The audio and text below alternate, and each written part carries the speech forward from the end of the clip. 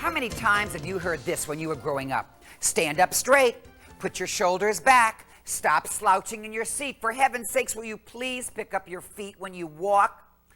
Well, maybe you thought your mother was a nag, but she was really trying to help you learn good posture, like my little friend here.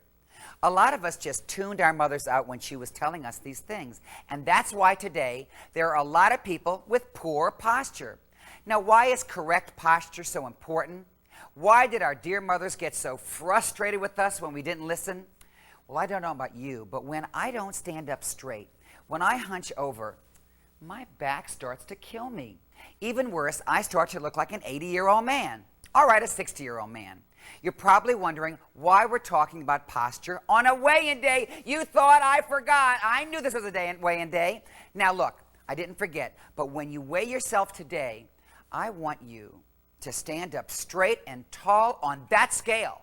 Approach that scale with your head held high. Have confidence. Then look down and take a peek at the numbers. Good physical posture not only makes you look better on the outside, it makes you feel better on the inside too. There's something about image and developing a positive self-image when you're standing up straight and tall. Look at yourself right now. Are you standing or sitting up straight, or are you kind of slouching? Fix it. Sometimes when you're sad, your body becomes sad. You look sad. You walk sad. You sit sad. And that's no good. No matter what's happening, you should have good posture. And good physical posture gives you good mental posture. You know, the way you carry yourself, the way you present yourself to others, tells them a lot about you. It's a body language that speaks very clearly to others. And it's been proven that the type of message your body language conveys will affect the way you interact with other people. Let me give you some examples of what I mean. Suppose when you meet people, hello, you sort of kind of shuffle up to them with your hands kind of thrust in your pockets and your head toward looking down at your feet. Your shoulders are kind of hunched over and you're not really comfortable like this. Look. Well, what kind of message, what kind of body language are you conveying? First of all, you would come across as a very unsure person, someone who's kind of timid and afraid to speak up for themselves. And that kind of poor posture probably says to other people, I'm not really happy with myself, so I don't think very highly of myself. Well, if you send messages like that through your body language, chances are the people you meet won't think very highly of you either. Now, suppose instead, hello, you stand up nice and tall. Your head is held up high, and you look straight ahead at the person you meet. Your shoulders are back, and you have an air of confidence. Deep inside you, you may still be a little nervous meeting people, but your outward body language says, I am a confident person, and I'm really glad to meet you. Now, this is the kind of message you want to send through good posture. When people see you standing tall, when people see you standing tall and not hunched over looking down at the floor, they perceive you as someone who knows what they want, and chances are will be received in a very positive manner. So I want you to rehearse today. Good posture. If you see yourself physically standing up straight and tall, then your mind will stand up straight and tall, and you will project a very positive self-image. People will respond to you more readily, and you will get what you want more easily. If you were used to poor posture, then it probably will take a little longer to retrain your body to get into good posture. During the day, consciously stop and think about how you're sitting or standing or walking. If you find yourself hunching over or slouching, correct your posture as soon as you can. Now, it may seem awkward at first, but once your body develops good posture, it will seem very natural. Okay, we have some congratulations to send out today. Let's hear it for Francis from Lake City, Florida, who's lost 10 pounds. Yay! And Robert in Garden City, Kansas, has lost 61 pounds. Yay! And Ann from Jackson, Mississippi, has lost a grand total of 66 pounds. Wow, that's great. Now, one more thing about posture. It's my favorite thing. When you're standing nice and tall, you look 5 pounds thinner. Yay!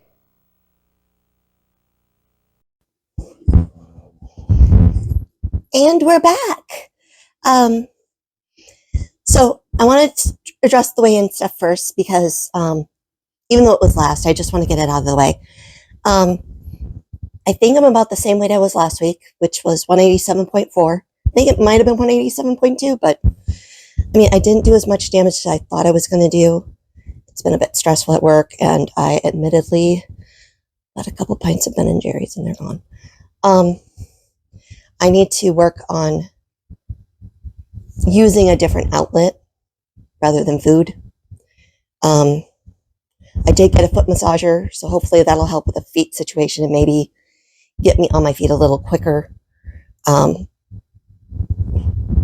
But today's video is about posture, how posture helps, your physical thing, and then also how it can help you exude confidence, even if you're not feeling confident. I feel like I do my best to have good posture. I am a front-facing worker, meaning I work with the public a lot. I'm on the phone a lot. I mean, granted, I am a little bent over on the phone because I'm, writing stuff down, taking orders, and that happens at the counter too.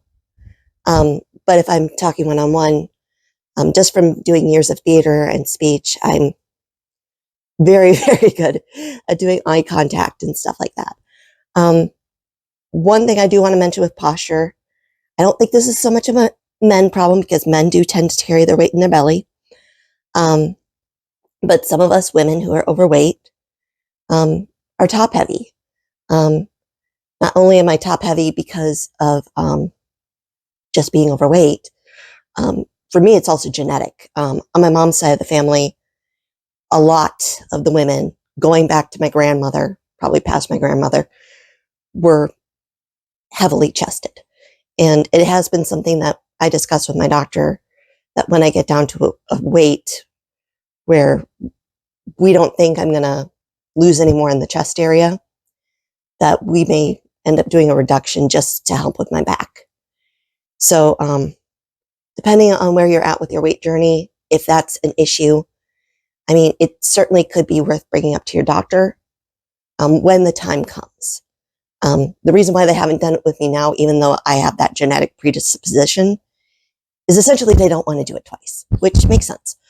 But yeah, in the meantime, I've been doing my best to help my posture. And another thing I want to mention with posture is that I learned this in physical therapy, and I'm just remembering this now. A lot of your back support and what can help with your posture is actually from your ab region. So if you have a good core, it will help with the posture. So yeah, that's going to be something when you're exercising that you may want to focus on if you're having poor posture, and it's not I'm depressed, poor posture, it's just that your back hurts. It would be worth looking into doing some core exercises to help with your posture. And I need to be doing that too. But like Richard said, you stand up straight, you kind of trick your body into thinking, you're good. Gosh, it's 11:16. I have to get going. This is actually going to be posted later because I seriously need to get going. I have to get Alani some cat food. Yeah. So I hope you guys have a good day, and I will see if I can crank out any more of these once I get back.